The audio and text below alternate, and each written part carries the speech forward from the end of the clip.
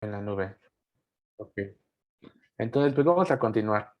La última vez estábamos platicando acerca de las conexiones del cerebelo con el cerebro, que era la última parte de esto, donde platicábamos acerca del cerebro, cerebelo, que ya era la última parte del neocerebelo, y acerca de la vía córtico, ponto, cerebelo, dentado, rubro, espinal, y que esta era muy importante para la coordinación de los movimientos, la planeación, así como también pues ejecutarlos, ¿no? Más que nada todo esto. Y recordar los componentes de la vía sinergista que son muy importantes. Y pues era la última parte que comentábamos. En la sesión pasada platicábamos acerca de que ese cerebelo tiene varias conexiones con diferentes pedúnculos. ¿A qué me refiero? Miren, aquí hay una tabla que les recomiendo que la tengan ahí presentes, que se la aprendan muy bien, ya que aquí, como pueden observar, están los pedúnculos, los tres pedúnculos cerebelosos. Tenemos al pedúnculo cerebeloso superior, al medio y también al inferior. Y como pueden observar, aquí están las aferencias y también están las eferencias por cada pedúnculo. Y como les enseñé en la clase pasada, las únicas aferencias que llegan por el medio son las fibras pontocerebelosas, ¿de acuerdo? Son las únicas que propiamente van a estar entrando por el pedúnculo cerebeloso medio del cerebelo. Aquí tenemos a los fascículos que vimos ese día, el espino talámico, el espino cerebeloso ventral, y el fascículo espinocerebeloso dorsal, o también llamado posterior. Realmente los de azul son los únicos que vale la pena aprenderse, pero pues igual les dejo la tabla de las demás fibras que llegan al cerebelo o van de regreso. Realmente las de color azul son las más importantes que tienen que recordar, y pues si se dan cuenta son puras aferencias que llegan al cerebelo, ya sea por el superior, ya sea por el medio y ya sea también por el inferior. Y esto es importante porque, pues sí les llegan a preguntar en el examen por qué pedúnculo cerebeloso van o cuáles son las fibras que van por ahí, etcétera. Y pues ya, era lo único que faltaba acerca de aquí, de esta parte que les comento. Ahora, es importante que recuerden que en el examen les pueden poner también las lesiones del cerebelo, les pueden preguntar si, por ejemplo, voy a poner aquí. Les pueden preguntar, por ejemplo, si se lesiona el lóbulo derecho del cerebelo, ¿de qué lado van a estar las manifestaciones clínicas? O si se lesiona, por ejemplo, el lado izquierdo del cerebelo, ¿de qué lado van a estar las manifestaciones clínicas? Entonces, aquí recordar que las lesiones del cerebelo siempre son ipsilaterales. Si yo lesiono el cerebelo o el lóbulo del lado derecho, las manifestaciones clínicas también serán del lado derecho. Si yo lesiono del lado izquierdo, las manifestaciones clínicas también serán del lado izquierdo, es decir, siempre es ipsilateral, cosa contraria que pasa a nivel del cerebro, y ya veremos que ahí las lesiones siempre son contralaterales. Pero bueno, ya cuando lleguemos al cerebro veremos eso. La última parte que podría darles aquí como una correlación pues clínica, yo creo importante, que más adelante en los años posteriores van a hablar en su momento, van a platicar, seguramente algún día les van a hablar de esto, es de algo que se conoce como el síndrome cerebeloso. Entonces aquí vamos a poner un pequeño tema, nada más para hablar unos pequeños 10 minutos, hablando acerca del síndrome cerebeloso. Cerebeloso. Este síndrome cerebeloso, como les platicaba hace algunas clases, siempre lo primero que se lesiona a nivel de sistema nervioso, lo primero que se llega a lesionar siempre es lo más nuevo. Es decir, del arqui, del paleo y del neocerebelo, siempre lo primero que se llega a lesionar o el primer sitio afectado siempre es lo más desarrollado, lo más nuevo que tenemos. Entonces nosotros en el síndrome cerebeloso, si hablamos de él, la lesión está a nivel del neocerebelo. Entonces vamos a poner aquí que la lesión es a nivel del neocerebelo. Pero conforme pasan los años, la lesión progresa hasta el palio y hasta el arquicerebelo. Entonces, recuerden que las lesiones cerebelosas siempre son del mismo lado, Y aquí vamos a hablar acerca de cuáles pueden ser los signos cardinales clínicos que nos puede dar un síndrome cerebeloso. Algo que puede presentar el paciente, aquí vamos a poner, presenta algo que se llama ataxia. Aquí vamos a poner ataxia. Hay tres tipos de ataxia. La ataxia que se manifiesta en el síndrome cerebeloso recibe el nombre de ataxia cerebelosa. Cerebelosa. Esta ataxia cerebelosa es una ataxia que seguramente alguna vez han visto a una persona que llega a tener ataxia o conocen a algún paciente con ataxia. ¿Cuáles son las características de un paciente con ataxia cerebelosa? Bueno, son las siguientes. Voy aquí a abrir una llavecita para hablar acerca de esta ataxia. La primera de ellas es que los pacientes llegan a presentar dismetría. Dismetría. Esa es una de las características clínicas que se presentan. Llegan a presentar dismetría. Por ejemplo, para saber si alguien tiene dismetría, podemos hacer dos pruebas. Hay una prueba que se llama prueba nariz, sí se llama prueba nariz-dedo, la prueba nariz-dedo. Y hay otra prueba que es la prueba talón-rodilla. Prueba talón-rodilla. Prueba talón-rodilla. Estas pruebas consisten en que el paciente cierra los párpados y con su dedo de cualquier lado, ya sea el índice principalmente derecho o izquierdo, tiene que tocar la punta de su nariz. El paciente que no calcula bien la distancia entre la punta de su nariz y el dedo tiene dismetría. O si no, también colocar el talón del, por ejemplo, el pie derecho sobre la rodilla del lado izquierdo. En esto consiste la prueba nariz-dedo y la prueba de talón-rodilla. Estos pacientes tienen problemas para pues, tener una adecuada medición entre pues, dos objetos. Está el clásico paciente borrachito que cuando se quiere servir en su copa un poco de alcohol no mide bien la distancia y entonces rega el vino, la cerveza al piso porque no calcula bien dónde vaciar esta bebida, ¿no? Eso es la dismetría, que no hay un adecuado cálculo entre las relaciones espacio-cuerpo que tiene nuestro paciente con síndrome cerebeloso. Eh, entonces, en la ataxia cerebelosa, una de las características es la dismetría. Otra cosa que llega a presentar nuestro paciente, y aquí podríamos poner número 2, que forma parte de la ataxia, es la disdiacocinesia. Acocinesia. La disdiacocinesia. Sí, aquí dejen borro esta parte. Disdiacocinesia. Ahí está. La disdiacocinesia es que el paciente no puede hacer movimientos alternados rápidos. ¿A qué me refiero con esto? ¿Qué tipo de movimientos alternados se pueden hacer?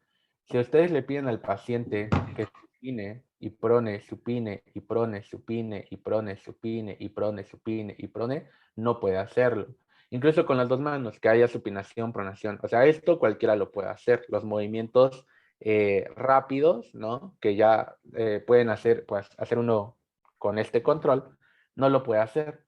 O si le piden al paciente también que abra y cierre los dedos, ¿no? Tampoco lo puede hacer. Esto es la disdiacocinesia, que no puede hacer movimientos alternados rápidos. Se dice, por ejemplo, que el caminar también es un tipo de disdiacocinesia. Por ejemplo, el paciente cuando intenta caminar, va caminando, puede tender a caminar, a perder el equilibrio. Entonces, esto es la disdiacocinesia. Aquí les voy a poner lo que es, y es no poder hacer movimientos alternados rápidos. Rápidos. Esa es una de las características clínicas que presenta nuestro paciente. Otra que llega a presentar el paciente o que se menciona como parte de la ataxia cerebelosa es un signo que se llama signo de rebote. Signo de rebote. Este signo es muy sencillo. Tu paciente va a tener las extremidades extendidas, los codos de ambos lados, y le vas a pedir que por favor intente elevar, ¿no? Que intente elevar los miembros superiores, pero tú vas a poner resistencia. Y rápidamente quitas la mano y lo normal es de que el paciente los mantenga en esta posición, pero en un paciente con síndrome cerebeloso, una de las extremidades se va hacia arriba. Aquí voy a hacer un dibujito, miren. Vamos a poner a nuestro paciente. Miren, ahí está su extremidad, aquí está la otra y aquí están sus pies. Entonces nosotros lo que vamos a realizar es presión sobre sus dos extremidades. Nosotros vamos a colocar nuestras manitas aquí, miren, en sus dos extremidades. Aquí voy a poner, colocamos las manitas. Rápidamente quitamos las manos y el paciente, uno normal, los mantiene en posición, pero un paciente con síndrome cerebeloso eleva. Entonces, no se elevan las dos extremidades, sino nada más una. Y entonces el paciente eleva una extremidad, se le va hacia arriba, no calcula y la sube. Eso es el signo de rebote que también presenta aquí nuestro paciente con ataxia cerebelosa. Entonces, un paciente con ataxia cerebelosa presenta dismetría, el clásico borrachito que le va a servir más alcohol a todos, pero ya no calcula bien la distancia. La disdiacocinesia, cuando le pides que haga movimientos alternados rápidos, supinación, pronación, abducción, aducción, o que haga estos movimientos de pegarse así voluntariamente, etcétera, no los puede realizar. Y el signo de rebote, ¿no? Que cuando le pides que extienda las extremidades, ejerces presión, ejerces fuerza sobre ellas, quitas la mano y se eleva la extremidad, ¿no? Rebota. Entonces, esa es otra característica del síndrome. Aquí también, otra de las manifestaciones clínicas del síndrome cerebeloso, en este caso, es que los pacientes presentan un aumento, vamos a poner aumento en la base de los pies, en la base de los pies. ¿A qué me refiero con esto? Si dibujamos a un paciente con síndrome cerebeloso, este paciente, miren, va a tener los pies más separados o los miembros inferiores. Abre más el ángulo entre un pie y otro. ¿Esto para qué? Para que no se caiga. Porque como este paciente tiene lesión cerebelosa, recordemos que una de las funciones del cerebelo es coordinar el equilibrio. Entonces, como este paciente siente que se va a caer, abre más el ángulo entre los pies para tener una mejor posición de su cuerpo y pues no se caiga. Entonces, abre más los pies. Y por último, otra de las características de la ataxia cerebelosa es que el paciente va a caminar o va a tener la marcha, un tipo de marcha muy específica que se llama marcha en tándem. Aquí vamos a poner marcha en tándem. La marcha en tándem, nadie la conoce así, pero sí conocen la marcha de el borracho, del borrachito. Entonces, Mm. básicamente, cuando conozcamos a un paciente con ataxia cerebelosa, vamos a pensar que está borracho, ¿de acuerdo? Este paciente no va a tener dismetría, va a tener la base de los pies abierta, va a caminar como borrachito, marcha en tándem y las otras características clínicas. Esto, mis estimados, es lo que se conoce como ataxia cerebelosa. Y todo esto se empieza a presentar por una lesión del neocerebelo o del cerebro cerebelo, como lo quieran llamar. La ataxia cerebelosa, ¿en qué pacientes puede aparecer? En el paciente borracho, es el clásico ejemplo. Cuando este paciente que es alcohólico a lo largo de varios años, ya es un alcoholismo crónico, va desarrollando la ataxia poco a poco, va lesionando a su neocerebelo poco a poco, de tal manera que cuando este paciente ya no tome alcohol o esté en un estado de consciente, ¿no? En un estado no alcohólico, no etílico, este paciente parece que está borracho ya aunque el paciente ya no tome alcohol, ya el paciente siempre va a tener su dismetría, su marcha en tándem, va a tener las bases abiertas, signo de rebote, va a tener todas estas características clínicas. ¿Y por qué? Porque ya se lesionó el cerebelo, ya hay lesión en el sistema nervioso. Entonces uno siempre piensa que alguien, ese borrachito está, siempre está tomado, pero realmente a lo mejor no tomó, a lo mejor está bien, pero ya tiene un síndrome cerebeloso y pues ya tiene su ataxia cerebelosa. Ya destruyó parte de su neocerebelo y pues pobre borrachito, ¿no? Es muy triste esta parte porque pues esto ya no tiene cura, esto ya es para siempre. Eh, entonces los pacientes van a presentar básicamente una incoordinación, ¿de acuerdo? Ataxia significa incoordinación para realizar movimientos de forma ordenada.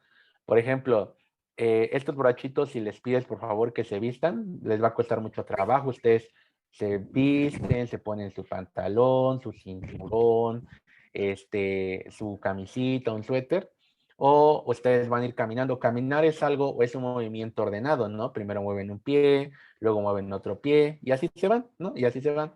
Por ejemplo, al momento de hacer esto, frotar las manos, pues es algo que nosotros podemos hacer sin problema, ¿no?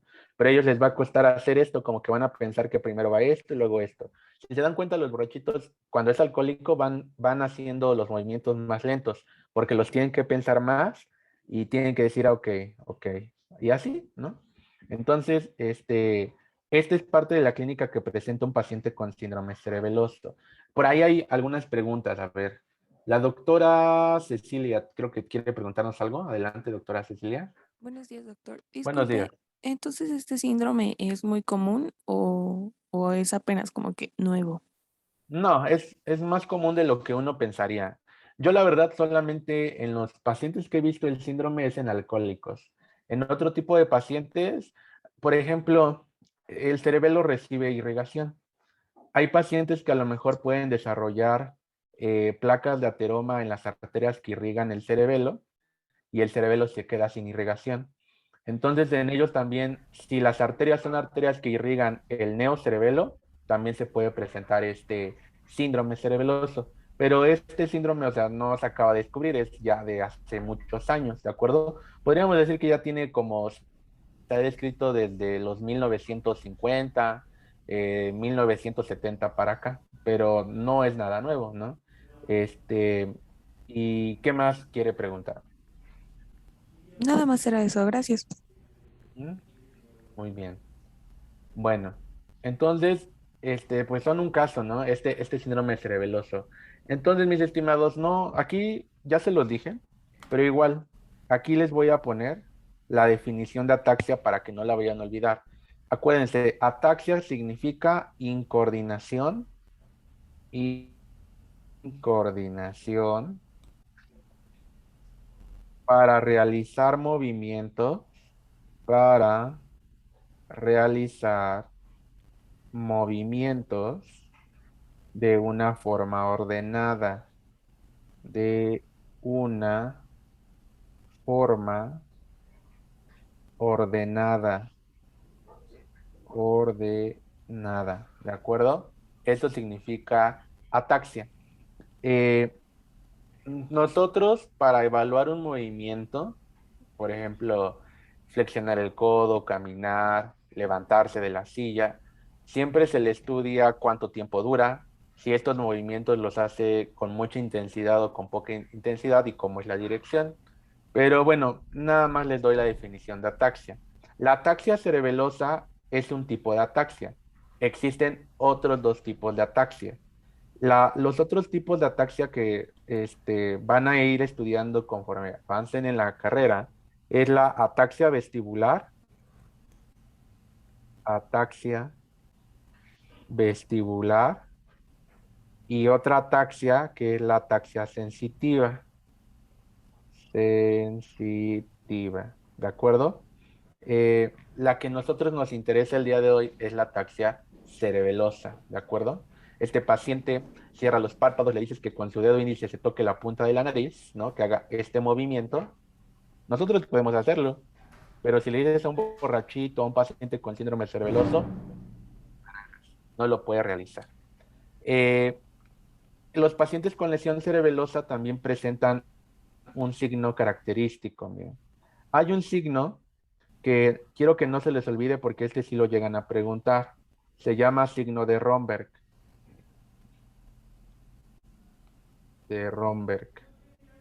En este se le pide al paciente que se pare en el centro del piso o en el centro del consultorio, que extienda las extremidades y que cierre los ojitos.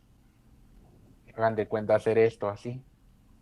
Solo le pides que se pare, extienda los brazos, cierre los párpados y ya. Los pacientes que tienen lesión cerebelosa se caen. Cuando cierran los ojos, los párpados, y no tienen de dónde agarrarse, se caen los que tienen lesión cerebelosa. Y a eso nosotros lo conocemos como un Romberg positivo, ¿de acuerdo? Entonces, vamos a poner aquí que un Romberg positivo es cuando el paciente, al cerrar los párpados, se cae. Ahorita párense de su escritorio, de la cama, pónganse en el centro de su cuarto, de su casa, extiendan, cierran los párpados y ustedes no se caen, ¿de acuerdo? Un paciente borrachito con síndrome cerebeloso, pues sí se cae, ¿de acuerdo? Y eso es el signo de Romberg, que cuando cierras los párpados te caes. ¿Esto por qué? Porque como ya no ves cómo es la posición de tu cuerpo, cierras los párpados y tu cerebelo está mal, pues te caes, ¿de acuerdo? Entonces hay un signo de Romberg positivo. Otra de las características clínicas que presentan estos pacientitos, aparte de la ataxia que les platiqué, todas las características, el signo de Romberg, hay un, hay un tipo de lenguaje que se llama disartria. ¿Han escuchado alguna vez cómo habla un borracho? Esto es disartria. Cuando, cuando te dice, hijo, es que o sea, como que no se le entiende qué dice, ¿de acuerdo? Eso es la disartria. De hecho, algunos libros le llaman lenguaje escandidado. Aquí vamos a poner lenguaje escan, escandidado o escándido también, que es el lenguaje del borracho. ¿Se dan cuenta cómo el neocerebelo también es muy importante para hablar? Se dice que otro de los movimientos alternados, o sea, que podemos realizar es hablar, ¿de acuerdo? Estos movimientos de supinación, pronación, abducción, aducción, caminar, se dice que otro ejemplo es el hablar, ¿no? Porque tenemos que nosotros articular las palabras de ambos lados. Entonces, aquí también, como hay lesión del cerebelo, el paciente no coordina bien los músculos para emitir las palabras y por lo tanto aquí también se presenta disartria, lenguaje escandidado, el lenguaje del borracho, hijo, yo te quiero mucho, así, ¿no? El típico lenguaje del borrachito que se le llama disartria. Los pacientes aquí también presentan temblor, se ha visto que llegan a presentar temblor. El temblor. El temblor del paciente con síndrome cerebeloso aparece cuando empieza a moverse. Si el paciente está así sentadito, nada más viendo la clase, no tiembla. Pero cuando empieza a moverse, a realizar sus actividades, inicia el temblor. Entonces el temblor, aquí vamos a poner, se presenta con el movimiento. Se presenta con el movimiento. Aquí podríamos hacer una clara diferencia con el Parkinson, por ejemplo. En el Parkinson, los pacientes tiemblan en reposo, están temblando, viendo la clase, temblando. Pero cuando empiezan a moverse, a hacer actividad, el temblor disminuye o desaparece. Aquí pasa lo contrario, ¿de acuerdo? Y así nos vamos guiando nosotros para decir, ok, no es Parkinson porque es esto, o es un síndrome cerebeloso porque es esto, tiene disartria, romber, etcétera. Y, y pues ya, estas serían las características clínicas de un paciente con síndrome cerebeloso. Pueden encontrar también en los libros que se presenta nistagmus, el nistagmus. El nistagmus, eh, no sé si ya lo han escuchado en sus clases, lo han llegado a ver, pero este nistagmus son movimientos de los ojos. Por ejemplo, les voy a poner un clásico ejemplo. Si ahorita pasara el metro enfrente de ustedes, ¿no? Están sentados, pasa el metro enfrente de ustedes, y de repente ven que va un payaso ¿cómo se llama? En un vagón. Y entonces van siguiendo al payaso porque el metro pasa y siguen al payaso. Y luego hay otro payaso en otro vagón y lo siguen. Y luego otro payaso y lo siguen. Y así. Entonces los ojos se van a empezar a mover de una manera horizontal. Así, así, así. Les voy a enseñar un video. Pero ese es el nistagmos. El nistagmos puede ser de una manera horizontal. O sea, los movimientos se pueden ir hacia horizontal o también pueden irse hacia vertical. ¿De acuerdo? Voy a ver si encuentro un video de Nistagmus, pero pues mientras si quieren platíquenme su duda. Vamos a poner aquí, si alguien tiene alguna duda acá. Disculpe, doctor, ¿hay diferencia entre dislalia y disartria? Islalia, sí, sí, sí, sí hay una diferencia, ya que, como puedo observar, en el caso de la disartria, yo les dije que es un habla así como gangoso, como que no se entienden muy bien las palabras del paciente. Cuando éste quiere articular las palabras, como que no se le entienden, como que se empiezan a empalmar las palabras. En el caso de la dislalia, aquí también hay problemas en la articulación, pero aquí más que nada como en los tonos que presenta este paciente, en la capacidad para producir como ciertas palabras, como ciertas letras. Por ejemplo, los niños tienen una dislalia por ejemplo, muchos presentan la dislalia de la R, donde te dice, cuando le dices que diga ferrocarril, dice felocalil, o cuando le pides que diga parque, no palque, o Víctor, ¿no? O así. O sea, la dislalia no es como tal un problema para articular, sino un problema para pronunciar ciertas letras. ¿Sí me explico? Como cuál es la diferencia entre uno y otro. Sí, doctor, muchas gracias. Ok. A ver, creo que ya encontré un video. Nada más dejen ver que sí sea aquí de Nistagmus. Mm, miren, sí, ya encontré uno. Voy a proyectarlo a continuación aquí en sus pantallas. Compartir pantalla. A ver, ya estamos transmitiendo y voy a poner aquí el videito.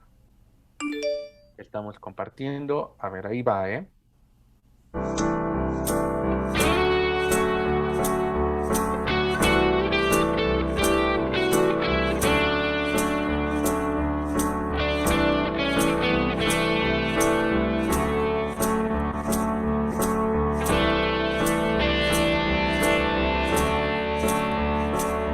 Vean el movimiento que tiene los ojitos horizontales. Bueno, ahorita les platico. Vamos a seguir viendo.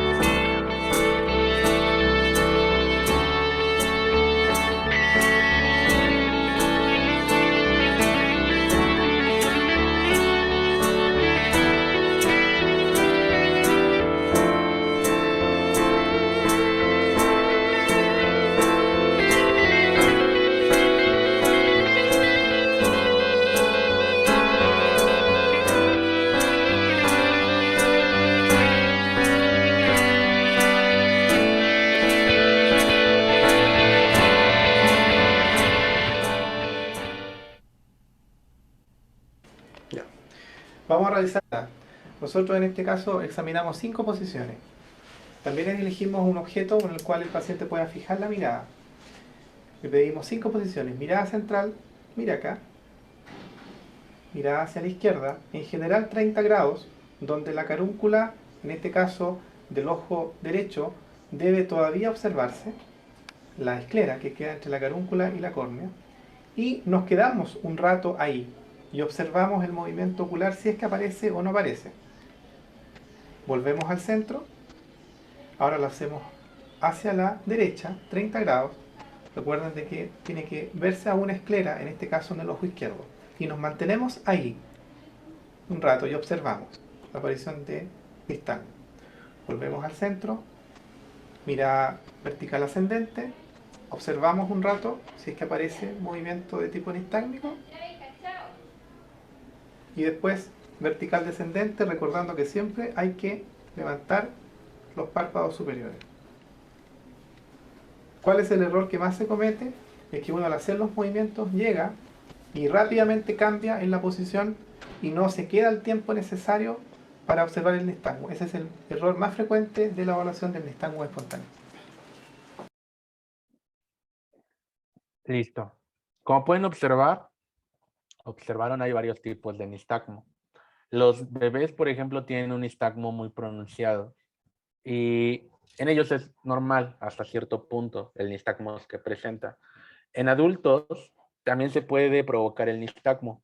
Por ejemplo, como ahorita vieron al doctor, se evalúan, no sé, con un lápiz, diciéndole al paciente que por favor siga la dirección del lápiz, del objeto, del dedo, lo que sea, ya sea superior, inferior, derecho, izquierdo, pero algo que recalcó mucho es que siempre hay que, por ejemplo, cuando lo diriges en esta dirección, hay que detenerte un poco de tiempo, hay que detenerse unos 10 segundos para observar los ojos y si aparece el nistagmo.